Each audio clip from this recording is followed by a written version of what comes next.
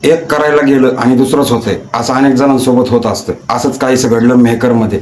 एक पत्नी आपल्या पतीविरोधात कंप्लेंट दाखल करायला गेली. तिने बोलता बोलता पोलिसांना अशी काही माहिती दिली की त्यामुळं 4 वर्षापूर्वी बेपत्ता असलेला विनोद नवले याचा मृतदेह सांगाडा पोलिसांना जमिनीखालून आढळला. काय घडलं होतं मेहकरमध्ये थोडक्यात सांगतो. 17 एप्रिल रोजी DYSP संतोष खाडे पोलीस चौकीमध्ये बसून आपलं काम करत होते.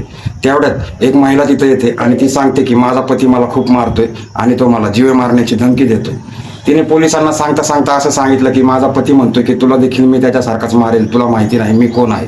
DYSP तिचं बोलणं शांतपणे ऐकत होते आणि त्यांनी हेरलं होतं की वारंवार ते ढाब्यामधील काउंटरचा उल्लेख करत होती आणि मी देखील तुला त्याच्यासारखंच मारेल या गोष्टींना DYSP यांनी हेरलं होतं आणि आता यांनी हिच्या मागावरती 2 पोलिसांना लावलं होतं. 4 वर्षापूर्वी विनोद नवले हा मिसिंग होता. त्याची कंप्लेंट देखील पोलीस चौकीमध्ये होती आणि ज्याच्या विरोधात ही महिला कंप्लेंट करत होती तिचा पती आणि तो बेपत्ता विनोद नवले या दोघांचे चांगले संबंध होते हे पोलिसांना समजलं होतं. पोलीस आता या सर्व गोष्टीचा तपास नव्याने सुरू करू लागले होते. पोलिसांनी महिलेने दिलेल्या माहितीनुसार ढाबा मालक सचिन उगले याला पोलीस चौकीमध्ये बोलवून घेतलं. त्याला विनोद नवले याची चौकशी करण्यात आली पण त्याने पोलिसांना सांगितलं मला काही या घटनेबद्दल माहिती नाही.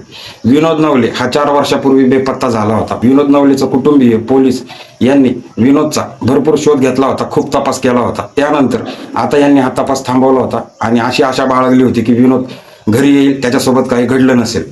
जेव्हा पोलिसांनी सचिन उगले याला या घटनेबद्दल विचारपूस करायला लागली 4 वर्षानंतर या घटनेचा उल्लेख झाल्यामुळं सचिन उगले घाबरला होता. पोलिसांना अंदाज आला होता की हा काहीतरी लपवतोय आणि पोलिसांनी कडाडून चौकशी केली, सक्तीने चौकशी केली आणि यामध्ये सचिन उगले फुटला आणि त्याने सर्व सत्य सांगायला सुरुवात केली. सचिन उगले याने दिलेल्या माहितीनुसार बेपत्ता असणारा विनोद नवले आणि सुनील जाधव हे दोघं चांगले मित्र होते, परंतु या दोघांमध्ये काही पैशाचा व्यवहार झाला होता. सुनील जाधवला हे पैसे डुबवायचे होते म्हणा किंवा वाचवायचे होते आणि यासाठी सुनील जाधव याने एक कट रचला होता.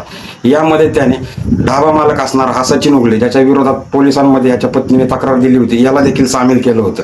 याचं कारण असं होतं की सुनील जाधव याने ढाबा चालवण्यासाठी सचिन उगले याला काही रक्कम दिली होती आणि त्याने त्याला असं आमिष दिलं की जर तुला तुझी रक्कम वाचवायची असेल, माफ करून घ्यायची असेल तर मला मदत कर. त्यानंतर या दोघांनी एक प्लॅन बनवला.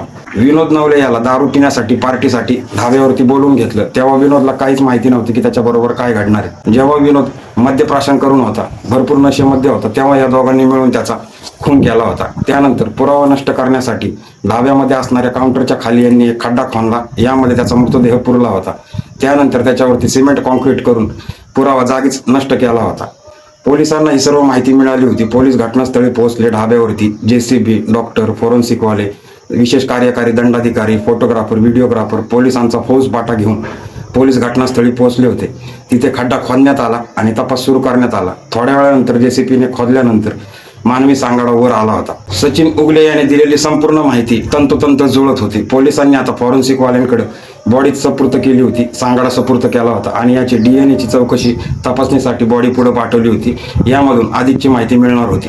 सचिन उगले याची पत्नी पोलिसांमध्ये तक्रार करायला आली होती आपल्या पती विरोधात आणि बोलता बोलता तिने असं काही सांगितलं होतं की ज्यामुळे 4 वर्षापासून बेपत्ता असणारा विनोद नवले याचा मृतदेह याच्याबरोबर काय घडलं होतं या सर्व गोष्टीचा तपास पोलिसांना लागला होता.